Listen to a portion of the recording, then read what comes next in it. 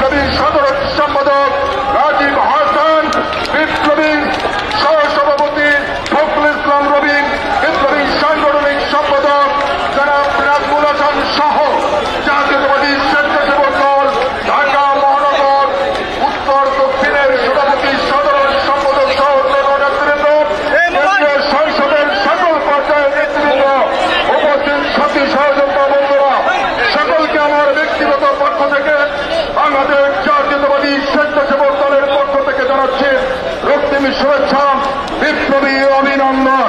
বক্তব্যের শুরুতে গভীর শ্রদ্ধার সাথে স্মরণ করছি আমাদের আদর্শের জনক, মহান স্বাধীনতার বাংলাদেশের প্রথম রাষ্ট্রপতি, বহুদলীয় গণতন্ত্রের প্রবক্তা, বাংলাদেশী জাতীয়তাবাদের স্থপতি, আধুনিক বাংলাদেশের রূপকার, বাংলাদেশের রাখালের রাজা, শহীদ রাষ্ট্রপতি জিয়াউর রহমান বীরুত্তমকে আমি শ্রদ্ধার সাথে স্মরণ করছি।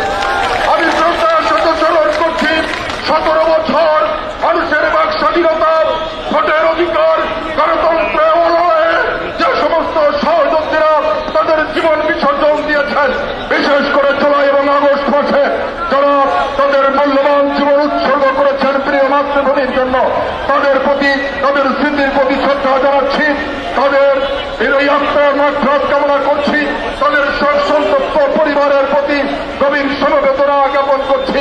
পাশাপাশি যারা আহত অবস্থায় রয়েছেন, বন্ধুত্ব বরণ করেছেন, দৃষ্টিশক্তি হারিয়েছেন, এখনো চিকিৎসাধীন রয়েছেন, যারা গুম রয়েছেন, তাদের প্রতি, তাদের পরিবারের প্রতি আমি সহমর্মিতা জানাচ্ছি।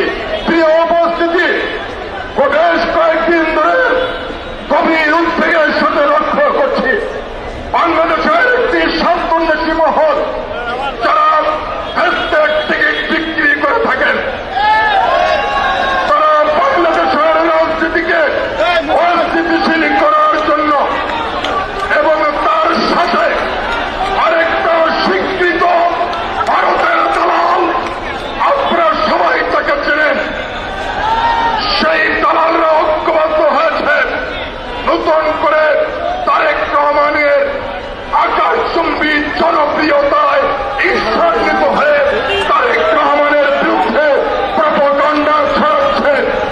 আমরা বলতে চাই, ওই মাইকুল আহমদ আর ওই চরমোনাই আর ওই বাংলাদেশ চিলড্রেন পার্টি যারাই থাকুন না কেন, আমাদের কোনো সমস্যা নাই।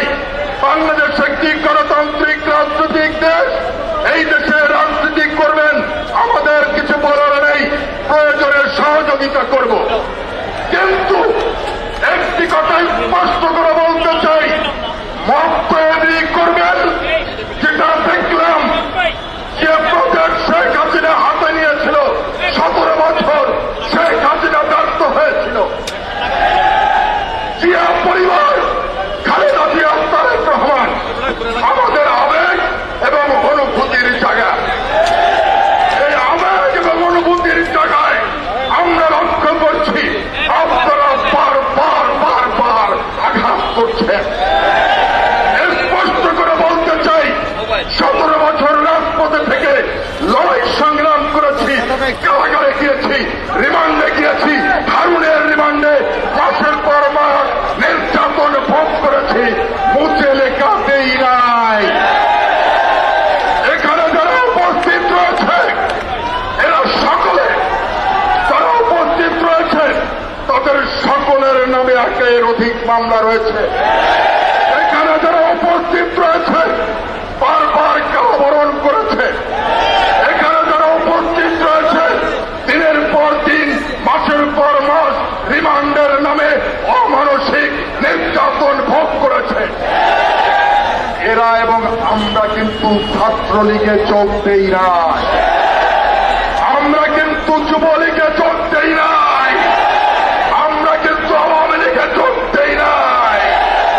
কিছু কিছু ছাত্র সংগঠনের নেতারা বলছেন নিরাপত্তার কারণে যোগ দিয়েছিলাম।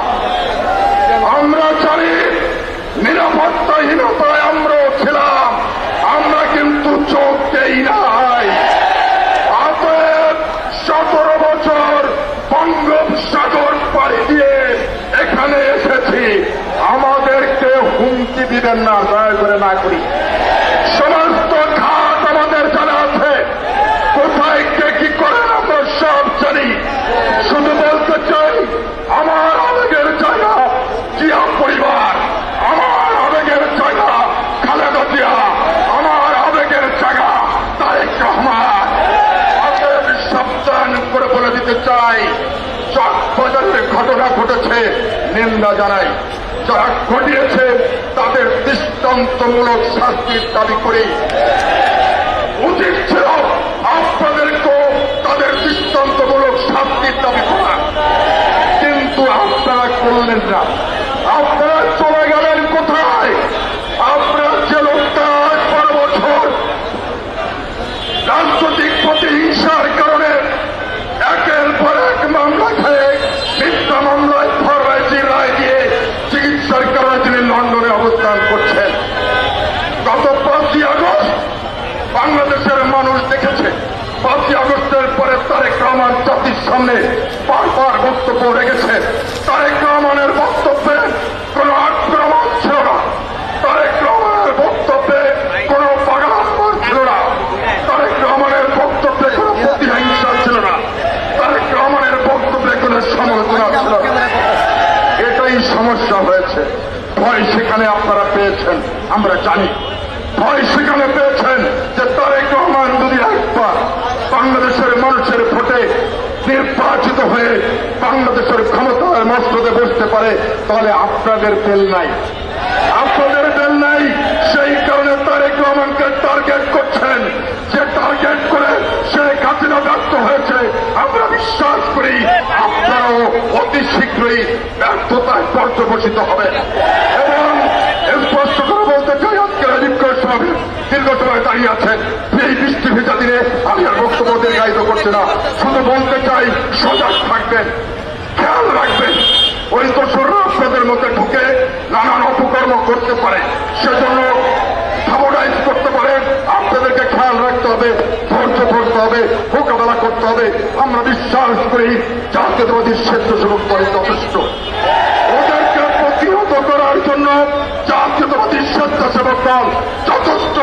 আজকে সারা বাংলাদেশে জাতীয়তাবাদী স্বেচ্ছাসেবক দল বিক্ষোভ করছে। এই বিক্ষোভ অব্যাহত থাকবে ততক্ষণ পর্যন্ত ওই সমস্ত দুষ্কৃতিকারী ভারতের এজেন্ট যারা এখনো দেশের বিরুদ্ধে ষড়যন্ত্র করছে, যতক্ষণ পর্যন্ত নেতৃত্ব না হবে ততক্ষণ পর্যন্ত রাজপথে পাহারাদার হিসেবে থাকবো ইনশাল্লাহ। আপনারা সবাই শান্তিপূর্ণভাবে আজকের এই মিছিলে আপনারা যোগ দেবেন। মিছিল শাহবাগ যাবে, শাহবাগ পর্যন্ত আপনারা তারপরে মিছিল শেষ করবেন। আমি আজকের এই সমাবেশে বিশেষ করে আইন শৃঙ্খলা রক্ষাকারী বাহিনী এবং ইলেকট্রিক মিডিয়া, প্রিন্ট মিডিয়ার যে সমস্ত বন্ধুরা এই বৃষ্টির দিনে আপনারা আপনাদের মূল্যবান সময় ব্যয় করে আমাদের আজকের এই কর্মসূচিকে সফল করার জন্য কাজ করছেন, আপনাদেরকে ধন্যবাদ জানাই। আপনাদের প্রতি কৃতজ্ঞতা প্রকাশ করি। খোদা হাফেজ। বাংলাদেশ জিন্দাবাদ।